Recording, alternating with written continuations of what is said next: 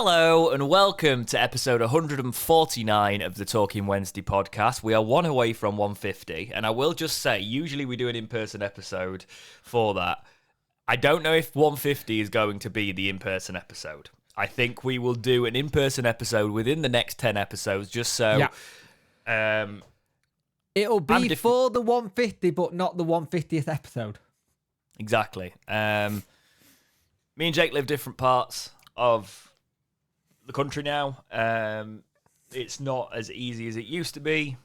There's all sorts going logistically and things like that, but there will be something we can sort out, basically. We'll clobber something together. But yeah, I hope this episode finds you well, as always. We will start this episode like we always start our podcast episodes. How has your week been, mate? It's not been too bad. Slowly getting into newborn dad life again. Taking a while just to... It's going to be better now today's the first day she's back at school, my eldest. So it means there's a proper routine in place and we can get things going. But just trying to catch up on sleep and just trying to plan stuff for the new year. And very, very annoyed at Virgin Media. Did I tell you about this story? I saw it on your Twitter. I don't think we spoke about it. So basically, I was meant to get Virgin Media installed just after Christmas. And the night before they were meant to install it, we got a text message saying, hey, there's been a problem with your installation date. Please get in touch with us. And basically, they've not done the work that they needed to do to get it all sorted. But they told me this at 6 o'clock at night. And then we had to get in touch at 9 to figure out what the hell was going on. It's been a nightmare. So my new internet isn't actually coming until next Monday. So it's just like, it's been a royal pain in the backside. And this is the second time we've had Virgin Media cancel on us to get the internet installed. At one point, you're like, why bother? But then I look at what speeds I'm getting for the price I'm getting. It's like, I need to have those for the price different because what I'm currently paying, I think I'm paying for 40 down and 20 up, and I'm paying about £4 less than what I would be with Virgin Media. So I'm throwing money away for the wrong speeds, if that makes sense. But yeah, it's the renewals where Virgin, it's like everyone, but Virgin will get you on the renewals. As I've said, just don't let them remove your old BT line. Oh no, they're not doing. That BT line staying where it is. Because they run their own cables, they can set their own cables, but they'll do that. They'll go, do you want us to get rid of your old line? No, keep it. Because then I'm going to have to pay to have it re-put back in if I have to get changed internet all of a sudden. Well, that's also a case of if you've only got their line in, you've not got an argument of saying I can easily jump to somebody else. That's not why they do it. Exactly. Yeah. But yeah, apart from that, everything's good. Just trying to get the new year all sorted and realising that this January period, I'm going to be quite busy. How about you, mate? How's your new year been and how's your week been? Yeah, it's been all right. Had a good friend up for New Year's. Spent some time with some family. Started the new year off quite quietly. We had a pet die in the family. That was a whole thing. Oh no! No, it's never good. So rest in peace to that little fella. He was a cat called Mo. Bless. So it was 12, and I didn't see him too often, to be fair. He was really close with a lot of the family at home because I went off to uni just as we got him and stuff like that. So I missed a lot of his younger years, but it was a sad time. Yeah. But yeah, I thought I'd give him a shout out on the podcast. In case any family are listening to this, when a pet obviously passes, it's always a sad time. But yeah. Other than that, yeah, we had friend round, cooked a New Year's dinner, sort of like an enhanced Sunday dinner sort of thing with like what we usually use for the Christmas ham and stuff. I did one of them, and yeah, it was fairly chill this week. I was traveling for work, which was a lot of travel, but other than that, I've had a chilled weekend actually. So I've had a chill weekend, but I'm quite sleepy today, probably because I've had a chilled weekend and I'm not quite ready to face the world again yet. I'm gonna start doing this because I kind of like doing it. What game are you currently playing? Baldur's Gate 3. Are you enjoying it? It's amazing. It's a problem. It's a real problem. It's a real problem. Sorry, I mean, that's the best thing I've heard. It's a problem. It's because I've got to be doing other things. But I just want to play Baldur's Gate 3. So there's that. What I didn't like is there's a save bug on the Xbox, and when I first did it, I did 10 hours and it deleted my save. I saw that on Twitter. You going, is this an issue? And everyone in the comments, yep, you're going to have to start again. Well, I've given it another try. I'm trying the precautions. They've still not really fixed it, so every time I load the game, I'm kind of holding my breath. I've got like 30 hours into this play, so if I lose it, I'll be furious, because obviously it's been the game I've just been playing in all the downtime between Christmas and New Year. But yeah, it was fun. I enjoyed our New Year's quiz. It was hard. It was good. It was hard. If you've not seen that, go and watch that last episode. I think a lot of people stay away from the quizzes because they're like, "Oh, we have to do." It's just something you can watch as well. But yeah, we actually broke our rule. We don't usually come together between Christmas and New Year, but we made an exception for that. We didn't talk about anything topical though, so this episode we've got quite a bit to talk about. So we are gonna. It might feel like we're going through things quite quickly, but there is a lot of stuff that we need to just talk over, basically. Yeah. But yeah, what are you playing? Game we've met. I'm about to start playing Sea of Stars. Okay, I've heard good things actually. I've heard good things about it. One that's on Game Pass and on the PlayStation Plus, so I've just got to pick which console I'm going to do it on. But I'm going to start playing that. It seems like a kind of chill game, which at the minute, whenever I've got time to play a game, I just want something I can sit down and kind of grind a little bit, because I'm only going to have about an hour here, an hour there. So it's not going to be something I can throw a lot of time into. What I have been playing a lot of is, I go back to my old faithful, I've been playing a lot of Trucking Simulator again. Because I can just that bloody game. I do, because it's zone out. I just zone out and stuff. And the thing is, if you don't drive like I don't, for me, it's that just having that realism and using a steering wheel, but don't follow the way I play it, because I don't do it as a simulation. But I'm also about to, I think this year, I'm probably going to pull the plug on building a new PC at some point. Oh dear.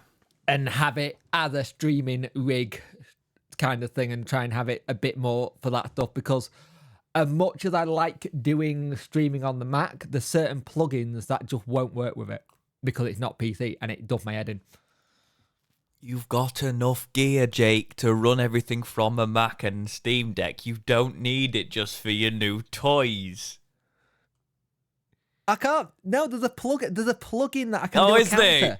Yeah, no, there's a plugin that can do you can do a match day counter without having to go all the backward way of doing it, and it just works. There's also other things I want to do on the PC. So what you're gonna do?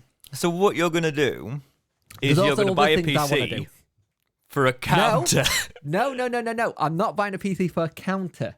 What I'm doing is I'm rebuilding it's going to be a Frankenstein build, because I got a PC shell up in the loft. I've got another PC somewhere that someone gave me that got the gubbins in. I'm just going to replace stuff and just do a Frankenstein build and see what happens.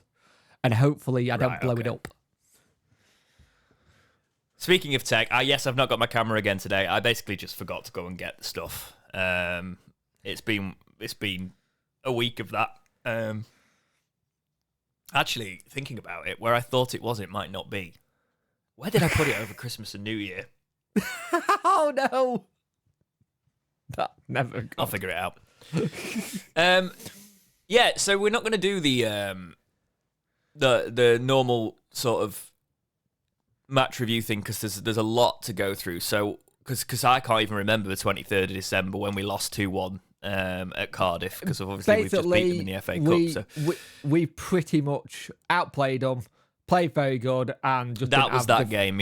Yeah, we just didn't have the people to finish the shots on target. Yeah, because 18 shots, 5 on target to their 7 with 3, and they beat us 2-1. We had 10 corners. It was one of them frustrating ones, which happens, and when they happen when you're down at the bottom of the table, it doesn't really sit right. And then you go to Coventry and you lose 2-0. Again, a lot of the chances didn't bury them. 9 corners. I will say something, that Sakamoto is very good. And in that game, we lost the RB of Wealth for 3 matches. Which wasn't... Got to say which one now, by the way. Oh, God. Yeah, Bambo, because Momo back, innit?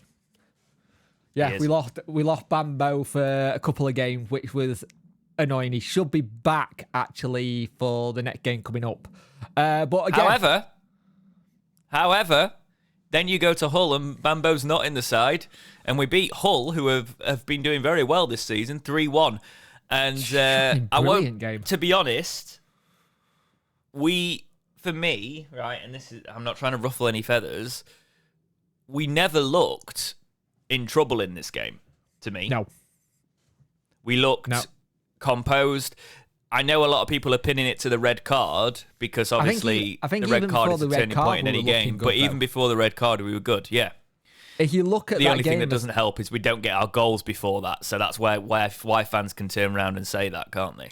Yeah, and I think you've also got the thing in that game. You look at the people we brought in, the likes of Masaba, and Masaba really just had their entire back line on toast. Every time he went forward, they were terrified to put a tackle in because he would just go past them. And I think it's been a long time since we've had that kind of players who will go past certain players and you'd be like, they don't want to put a tackle in because they're scared they'll foul him. And it's nice to see that in a Wednesday team. And this was a whole team on really good form. Like, they were going into this in really good form. Now, the red card, I've seen all the stuff to it. It is what it is. It got rescinded eventually. From the referee's angle, if you actually look at it from the referee's angle, that's it. That's exactly it. You know, I said it's never a red on first inspection. Yeah.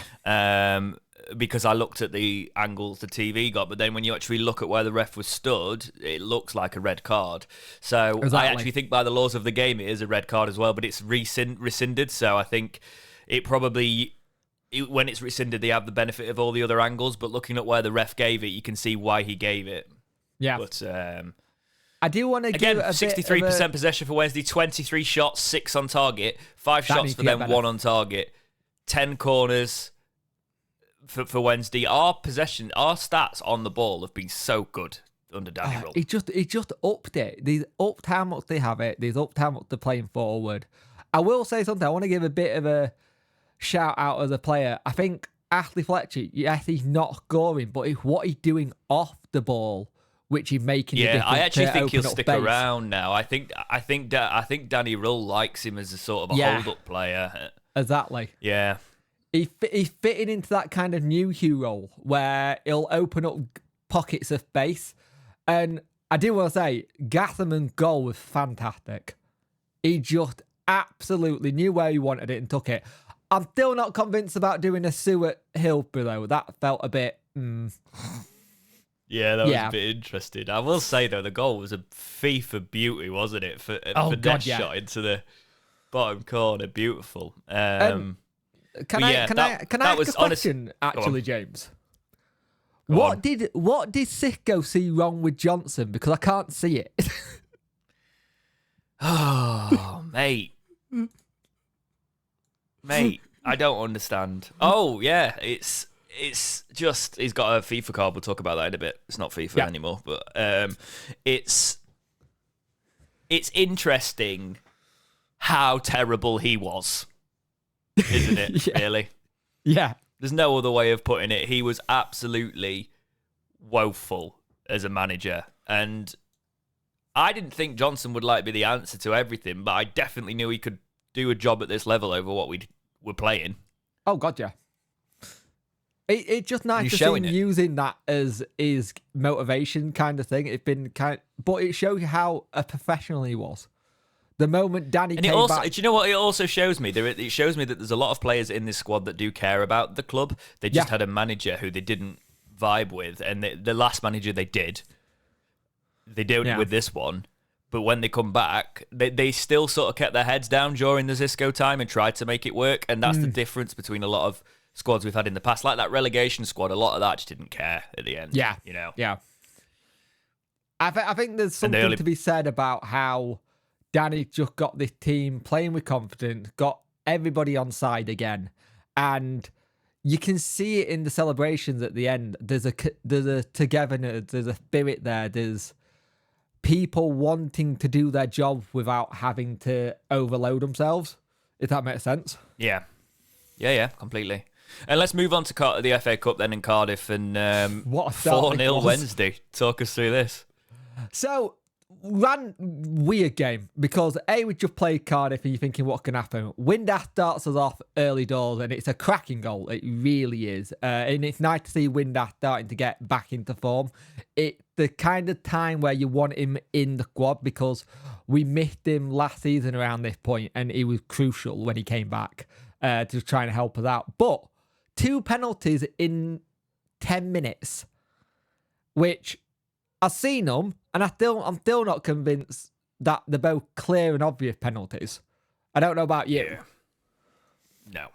But Cam Dawson, we said it before and we'll say it again. Yes, he got mistakes in, but what he lacks in some of the mistakes, he won a hell of a shot starter.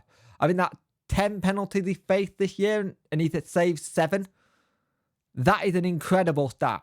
And it just shows he's always been a great shot stopper in that regard. Yeah. It's just he parries it too much. Yeah, and I think that doesn't mean he can't stop him. No, but I think the thing you look at how we played and how we got going. It just gave us that little bit of belief, and you could tell the players went around him to go, "Come on, we got you back." The fact that he's not in the FA Cup Team of the Week is ridiculous. Then you look at the corner going in. It looked like it came off a wick weight, been given as an own goal by BBC.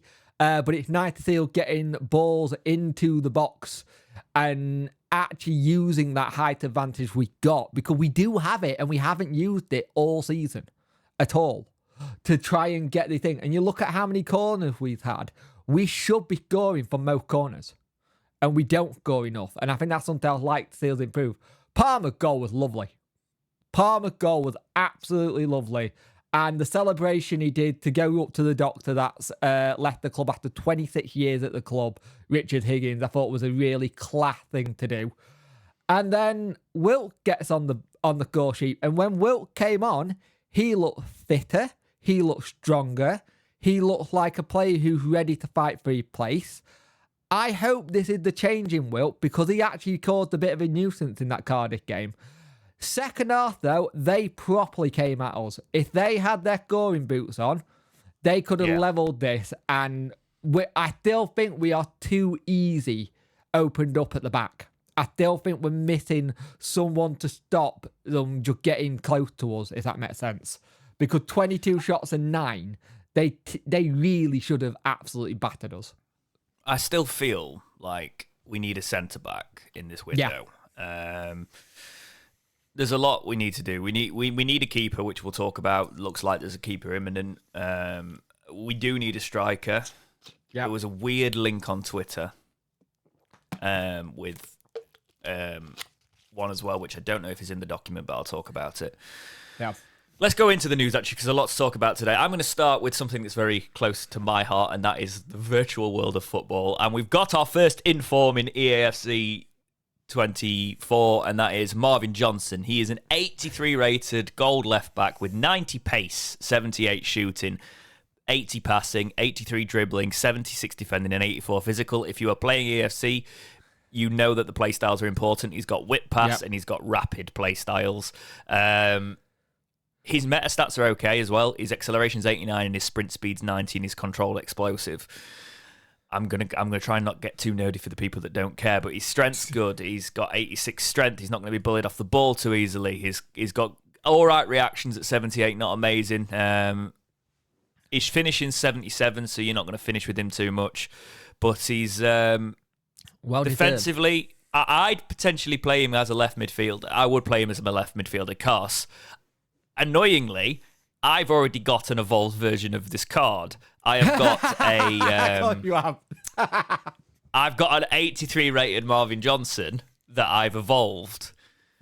So it's quite annoying. And it's capped at 83. If I'd have done it in a different way, I could have got the 87 rated Marvin Johnson, but I've not. But it's nice to have this in form. What I'm more excited about is it meant that I've got 2 Marvin Johnsons at 83, so I can either use the one I've got, use the inform, or put the inform into an evolution when it's eligible for one. It's going to be not eligible for many with 90 pace, but it's nice to see. Yeah.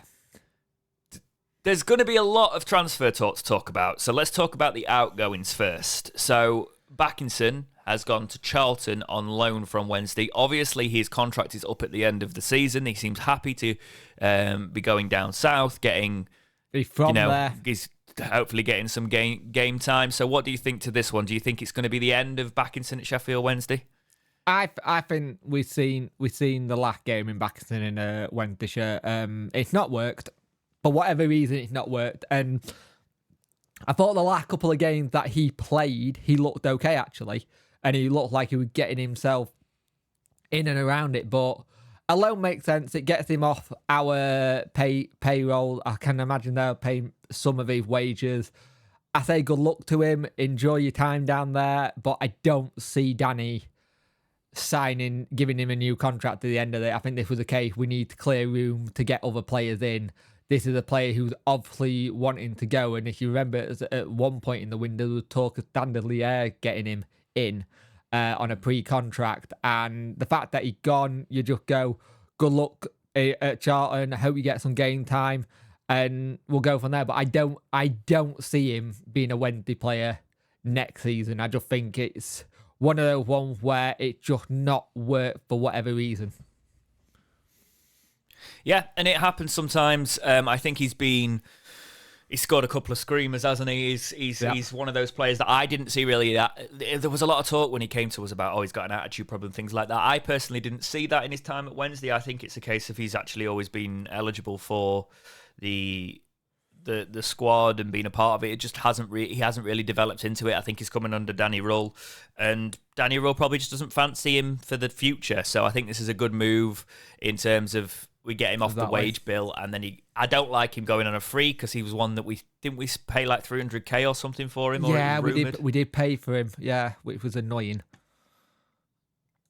But you've got to back the new manager in the process. So exactly, and I think you've also got the other thing is like but from what it looks like inside, us looking inside to what's going on at Wednesday, it seems like Danny's very good at talking to most players about what's going on and what his thoughts are with everything. And I think Danny just got that situation where he knows what he wants. He's very clear in how he wants to do things. And if you're not part of his plans, it's nothing personal. You're just not going to fit how he's going to play. Yeah. So, best of luck, Backinson, and we might see you back in a Wednesday shirt, but I very much doubt it. Hopefully he kicks on for his career. Moving into incomings for Wednesday, we have got links all over the place, and we're going to start with Alan Nixon on Twitter, who said Wednesday is still interested in Scott Hogan. I don't want Scott Hogan. I don't want Scott Hogan. I don't. Right. I don't. Because he doesn't seem the kind of player we need. We've already got that in Michael. It feels like a Chansiri style signing in the days of signing like Fletcher's and things like that. Fletcher doing all right for us, sort of thing. But that it got striker that feel of it. Yeah, he's 31 years old. We do not need another striker with the fact that in that mould. But also in the fact that we're in the situation where there's Lee Gregor who's potentially leaving. There's also been talk that Michael Smith could leave if we get the reinforcements in. He's not the right kind of player for us. I'd rather keep Michael Smith than bring Scott Hogan in. Absolutely. And I think we need strikers that can score goals. Cadamartri's got more goals than him this season. This season, Scott Hogan's got 1 goal. Yep. If we're bringing a striker in, it needs to be somebody that is prolific. And yes, last season he scored 10 in 37. The season before he scored 10 in 37. You could count on him to get you 10 goals, but 10 goals ain't enough. You've got a young lad that's scoring better than that. Yes, the one thing that you would say is Hogan's got the championship experience, a lot of championship experience, right? But I guess you can see the other side because Kadamatri came off at halftime against Hull. He's feeling the game now. You know, it's a big step up with a lot of games. He's going to need more rest, and that's where you bring in your experience and the likes of that. But this just doesn't feel right. I think. But also, Nixon's obviously got a lot of things right in the past. On at Birmingham, Birmingham's now just got Tony Mowbray in. I think Tony Mowbray goes, I need you here. I don't need you away. I think he's the kind of manager who probably could get a lot out of him, actually. So I think that might actually completely change what happens next, because they need body, but at the same time, I think if you're going to, in the position they've gone from being 5th to, I think they're in 18th now, they're going to need someone with that championship experience. So it's, I never want to have it when we are linked with a player go no straight away. I just don't think it's the right signing for the club and for Danny. If he becomes a Wednesday player, I'll back him like I back all Wednesday players. But we've already signed one striker that can't score on loan. He's obviously performing better in terms of hold-up play and things like that under Danny Rule, but we don't need somebody who's not scoring this season. We just don't need it. But if Danny Rule, if it was a Danny Rule signing, he thinks I could fit him into my system and get him firing all cylinders, then cool. But he's never scored more than 10 goals in the Championship since these Brentford days, where he scored 14 goals.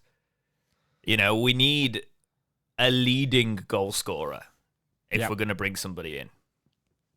And we aren't in a situation where it's beggars can't be choosers, because we ain't begging. We've got Kadamatri. I think we don't want to waste wages, if anything. We've got Smith as well. And Smith knows where the back of the net is. So not for me on Scott Hogan. We are, however, linked with a signing that I might be a little bit more interesting. Now, I'm taking this from Football League World. Sheffield Wednesday are interested in signing West Ham midfielder Conan Coventry this month. The reports are actually, they're quoting the Star here, actually, so credit to the Star as well. Basically, we're being linked with Connor Coventry, and I'm quite interested in this one because he's a player I've heard of. Do you remember we used to have that thing on the podcast? Players you've heard of. Yeah. And I know I'd heard of Scott Hogan, but for the wrong reasons. Connor Coventry is a player that I could actually go on. He's had some very good loans while he's been at West Ham, and he's a central midfielder defender, and he's the right age for what we're looking at. If you look at it, he's 23. Yeah, he's 23. He's got that hunger. He's just been to he was at Rotherham last on loan. He actually seems like the kind of signing that under the right management he could kick on, you know. He knows. I think this is the step up for him, right? Because if I'm looking at Rotherham, if I'm right in saying he was part of the Rotherham promotion squad, not this. Yeah, so it's a case of he's not made the step to the Championship. Making the step to the Championship under Danny Rule seems to make the step, because he was at West Ham and then he went to Lincoln, Peterborough, MK Dons, and then Rotherham. It was at Rotherham last year. Yeah. So they were in the Championship last year. Rotherham weren't in the Championship. Oh, yeah, they were. Of course they were. Yes, they were. Of course they were. He was at so he was in the Championship last year. He was at MK Dons in 2022, and he was also at Peterborough in 2022 as well. That's my mistake. Sorry, I'm so used to it being one season up, one season down for them. They actually stayed up last year, didn't they? Yeah. That's actually somebody who actually doesn't hate Rotherham. I'm like, they need to stabilise, but it's just not happening, is it? Yeah. Yeah. It was Barnsley that were in League One last year. That's the one. That's the one. Yeah. So August 31st, he went to Peterborough. He then left Peterborough on Jan the 5th to go to MK Dons. He then went back to West Ham after he fell, and then he went to Rotherham on January 26th. So he was in that MK Don team that was looking at getting promotion and just missed out. So he doesn't mind a challenge by the looks of it, which is the kind of players you want to bring into a relegation firefight. Because as much as we have been improving, we are still very much in that scrap, and it's going to be important to have that. I think with Backinson going out as well, if this is a loan from West Ham, you're basically covering that position with a better player, in my opinion. I don't think it'll be a loan. There is a rumour that we've put a bid in for him, isn't there? Yeah, I think there could be a bid.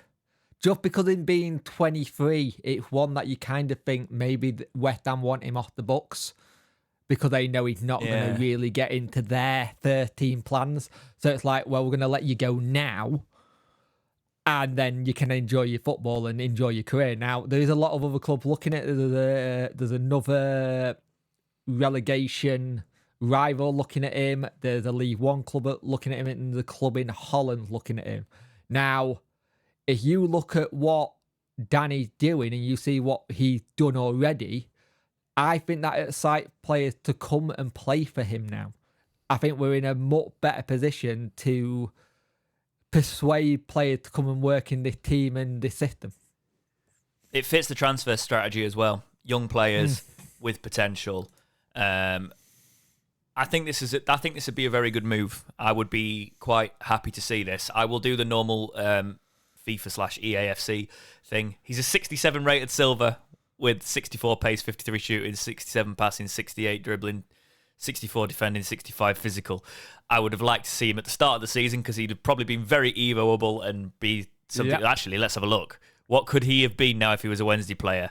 So currently, if he signs, we could probably get into about an 84 rated based on the current evolutions. Oh, that's so annoying. Right, so if he signs for us, right, and he signed in the summer, he can be a 90 rated CDM with the evolutions that were available. Some people have got him as a 90 rated CDM. Jeez. That's mental. But unfortunate. But yes, yep. I would be up for this one. You the same on that one, Jake? Yeah, but definitely. I think it's very interesting looking at Wendy's new way of thinking and going about it, because you can see there's definitely a change in what we're doing, and you got to put it down to Danny. You got to put it down to Kevin Beadle, because he's doing really well by the sound of it and just wigging out what he wants. Yeah, absolutely.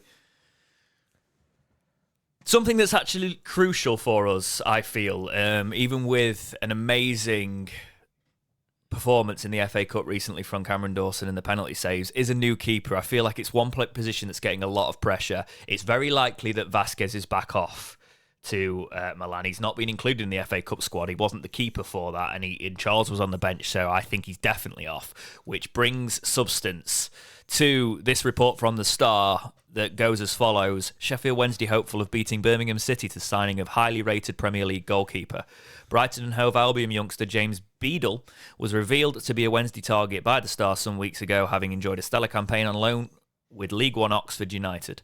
The 19-year-old England youth international has played 25 times for the promotion-challenging Yellows and was left out of their matchday squad for the FA Cup defeat to Coventry City. The Star is led to believe that the youngster, a former pupil of Owls goalkeeper Sal Bibbo during his time with Brighton, is being lined up for a potential recall by the Seagulls to make his switch to the Championship. Beadle signed a fresh long-term contract with Brighton earlier this week. Danny Roll reels off his January shopping list as Wednesday close. Oh, that's another article that's been pasted in with that. Ignore that. Sorry. But yes, it's okay. That's not a problem. So, James Beadle. I got stats if you want them. Go for it. He got a 67% save percentage, 60 save from 89 shots. He concedes 1.0 per game 90, and he got 28% clean sheets. He's had 7 clean sheets this season and 25 goals conceded for Oxford. And that's I always forget, is one goal conceded a game good for goalkeepers, or is it because it's collective with the defence? I always mix the stats up defensively. I'm like, I'm not going to pretend that I've got all the stats in front of me whether actually one goal a game is good for a goalkeeper. I'm sure someone can enlighten us in the comments. But I have seen his highlights. They look good, his highlights are very good. And I think the one position here, I'm annoyed in the sense that there's no way he's going to be our player. We're not going to sign him. No, not a chance. He's just signed a new contract. And that's what I think we need. I think we need a new goalkeeper permanently. I think we need a new number one. We need... Nobody's managed to don the gloves of Westwood, right? Dawson's been brought back in for spells, but I actually think this is the last thing with Dawson. I don't think... It's hard because I keep seeing games where I'm like, yes, he's going to be that number one. Do you know what I think would be decent? Him getting that... He doesn't need loans. He needs to go to another club and then maybe we bring him back, but it wouldn't happen. I think he'd actually kick on. He might be one of them keepers that actually becomes more of a steady pair of hands, without the parries, without all that stuff. He might be one of those that does develop around the 30s like some of the keepers do, Yeah. But we expect keepers to develop younger now because the game is more played with your feet. It's not like the older game. So this makes a lot of sense to bring in a keeper. We might have even put this out a little bit earlier than the podcast posts, depending on breakout schedules and things like this, because it looks imminent. He's He's only 19. He's 6'6". Like Vasquez. Yeah. And the thing is, he got a contract at Brighton till 2028. He just signed a new deal. Now, it's not a long contract when you think about it, but it is there or thereabouts. And he's had that kind of thing where throughout the years that he's done being out on loan, he's one of those players, when you look at him, he's been just going through his progression because he's been on loan at Charlton. He was at Charlton originally. He then went through Charlton's academy, went to Brighton's under 21s. He went to Crewe Alexander. And then to Oxford. So this is just the gradual step of getting first-team football in a championship squad now. And you know what's really, really good? And I've just seen when he was born, 2004. Oh, God. Yeah, I know, mate. We're old. According to his market value, is about €3 million. So, but I reckon that could go up by a lot. He looks like a keeper who likes to play with feet. We know that's something Danny wants. I think I've seen people say it's really harsh on Cameron Dawson if he comes in and gets straight in. But at the same time, I think Cam's been doing the job of what Danny can do to the best of his ability. And I think Danny wants to change it how it is. For whatever reason, Vasquez has not got in this starting lineup. I think Dawson will push this kid all the way. Yeah. Right? This kid will come in and he'll do what Stockdale did to Dawson. No, but I think it's more of a case of I think Dawson will have that chip on his shoulder of I should be the number one for this club. And I do think he'll leave at the end of the season, but I think there's that goalkeepers union. I think he'll be supportive, but I think it's a case of, I think what happens is Dawson doesn't sit around and be a number two. He does it for the rest of the season. And then if it looks like it's no longer going to be our number one, Dawson moves on. I actually see, this is the path I can kind of see Wednesday taking here. We try and delay what happens with the goalkeeper. We sign him on loan to help us with our relegation battle, and then if we stay up, that's when Brighton will probably send him back to us for a season. Because if we stay up, that makes sense, doesn't it? Because it's a fresh platform to build on with a management structure he's worked with, and Danny Rull's style probably fits Brighton. I also have a theory. I wonder if Pearce is going out on loan as well. I wonder if we're sending him out on loan this window to go get him experience. Because remember, we do have a very good quality keeper in Pearce who's in the similar mould of trying to get game time. But I wonder if he's going out on loan. We then bring in Beadle to replace Dawson, then Dawson be on the bench and backup just in case we need it. Yeah, it's. I want to see. I think Charles could be a really good keeper. He needs game time now. He definitely does. He needs to be playing week in, week out right now, just so we can see what he's like, so Sal can see what he's like in a full game thing, so we can see where to improve him. Because there's only so much you'll see in training in under 21s. This Beadle lad looks like one of the youngest players ever on his FIFA card. Oh, he does. So his EAFC card is literally. Oh, he's so young. 60. We are so old. It's 63 rated bronze with 63 diving, 63 handling, 63 kicking, 63 reflexes, 35 speed and 63 positioning. A lot of 63s on there. He's an awful card, all right? Absolutely woeful. And unfortunately, I feel like evolutions must be bugged for goalkeepers because you just can't evo them at the minute in Ultimate Team. But yeah, I would be very in the real life circumstances. I'd be very keen on getting this done. Okay, it's a lot. I've seen a lot of sour grapes from Oxford fans, which is weird to see. They're like, they sort of said. The ones I've seen on Twitter, I'm sure they're not all like this, but I've seen, why would you want to go into a relegation battle sort of thing? And I guess I can see that in terms of, you know, we'd say the same when we were high flying in League One. You want to be there sort of thing. But I think what a lot of people are missing, and it's very easy to miss when it's outside of your club bubble, is the stuff that Danny Rull is doing with this squad. Another load more debuts as well at the weekend. You had that young Brazilian lad, Squillia, I think that's how you say it, got his debut. Rio Shipton played, a player that people have been asking, where is he? Well, we know where he is. He's actually playing. It's like, if you look at what we got in our own academy, there's some really good players if we nurture them, look after them well. But you bring in more quality at a younger age, it pushes them on as well. Like you said, it'll push other players on to do well. And I think you've got to look at what we're trying to do, bring the age of the squad down, trying to make it so it's more competitive. And I think with Danny's style of play, with how much running and how much our running stats have gone up, he needs that younger engine in all departments. Yeah, I think this just makes perfect sense, and it will be the right move for him, right move for the club. Let's see it happen. Yep. I've got one more transfer story that's kicking about on Twitter, so we're going to bring it in there just in case it becomes something.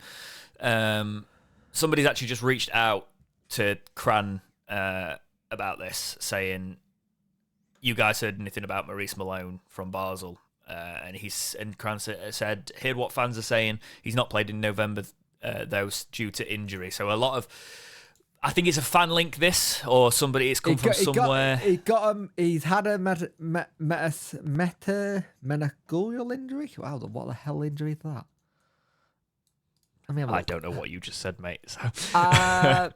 He's had a tear in his knee, so it's a common knee injury.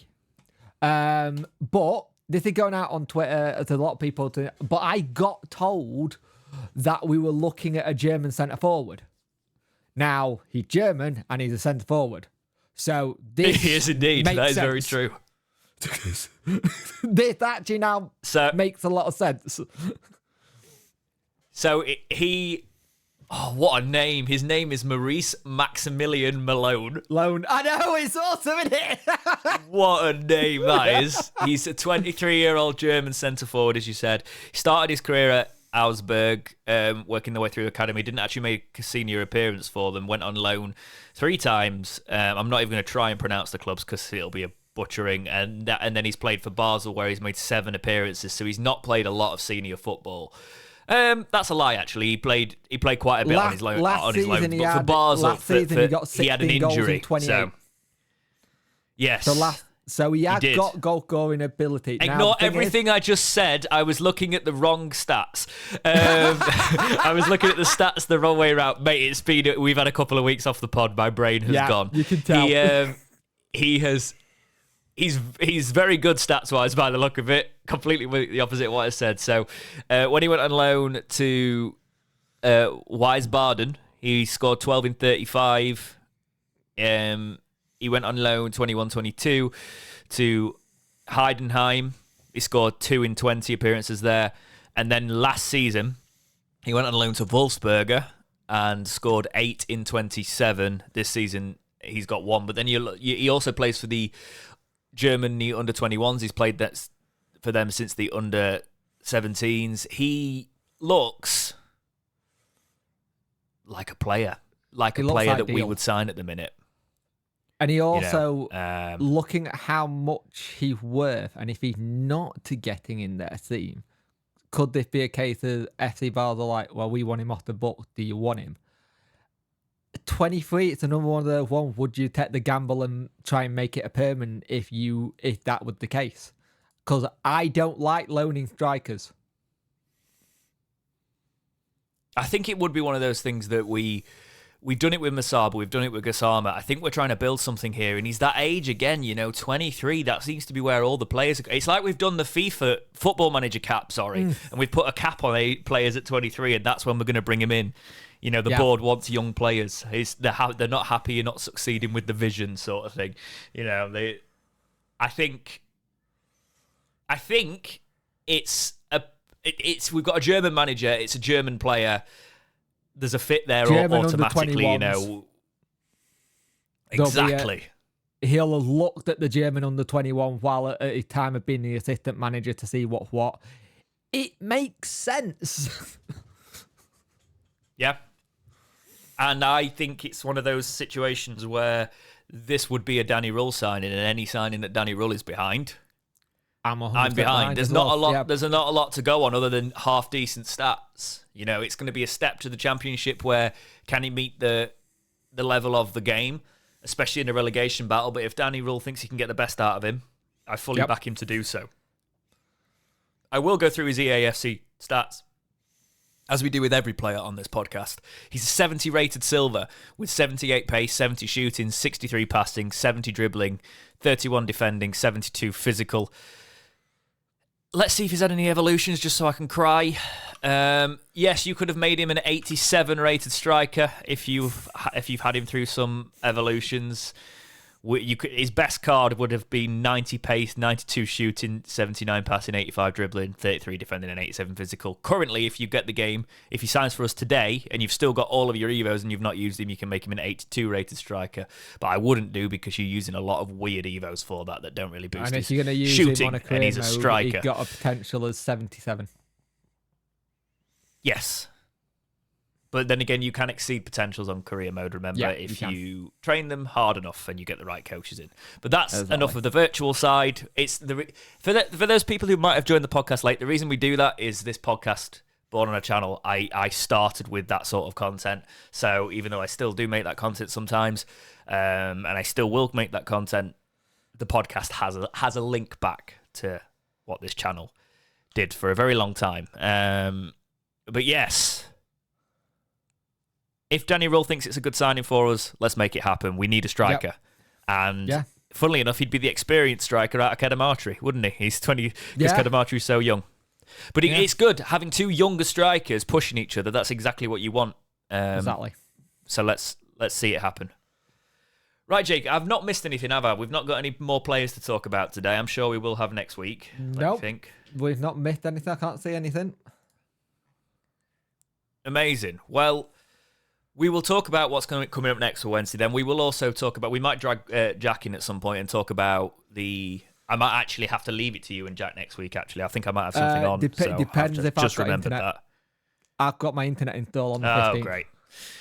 Yeah. I just might be busy the next recording. It doesn't matter. We'll sort this out off air. We'll work it out. Yeah. I'll figure it out. Yeah, we'll work it out. But we will talk about players we should bring in, but hopefully we'll have some signings to talk about next week. Yes. We might, if we can't do anything, we might even do a live thing if we've had a few. We might even do like a transfer talk pod, Be good. A live one, because we've not done one of them for quite a while. But yes, next up for Wednesday is Southampton. So it's a return for Danny. It's his first one. I'm confident, but at the same Oh, time, yeah, of it's course. Southampton. Yeah. You're like, why did it return? Yeah, it took me a second. I But yeah, think you go on. I think you go into this game like you did against Hull. Yeah, they're in a really good position. Yeah, they're doing well. Just go for it. With the way we're playing and the form we're in, why the hell not? Just go for it. Let's see what happens. We're 3 points away. With the way you got us playing at the minute, the best thing that's coming up for us right now is that we have a situation where it's back to being one game a week. So they've got enough time to relax, get their body prepared, ready for the next game, recuperate, get in everything you want to get drilled on training. Helps as well when there's a transfer window to bed in new players. Southampton are doing very well and they're up there. Their record is 9-2-2 at home, 29 points. They're good. They are very good. But we've seen at times that they have a little bit of a wobble at times, and maybe, just maybe, we can have that little wobble against them. Just to upset the apple cart a little bit. It would be nice to see Wednesday carry on this sort of run. We've had some unfortunate... When we've played... when we've had bad results, we've played well. Yeah. So, whenever Wednesday go out, we play we've actually had decent results when we've not played as well. So, Southampton was the only game under Ziska where we looked like we knew how to play football, and we still lost that, right? Oh, never mind. I've just seen they are the informed team at home at the minute. They've won everything at home. Yeah, so and they're currently if Wednesday are ever going to win a game, it'll be this one. Yeah, they've got promotion form. They've got an average of 2 points a game, which I've always said is promotion. Well, it is. It's promotion form. It's statistic. They haven't won everything at home. They have lost twice at home this season, so we could be one of the teams that means that they lose. They've got their record at home, however, isn't great for us. It's 9 wins, 2 draws, 2 losses. Away is where they drop points a bit. It's 6 wins, 5 draws, and 2 losses. But they don't lose a lot. So a point would be very, very good here. They've scored 46 goals and only conceded 31. So positive goal difference. They've just come off a 4-0 win as well against Walsall in the cup.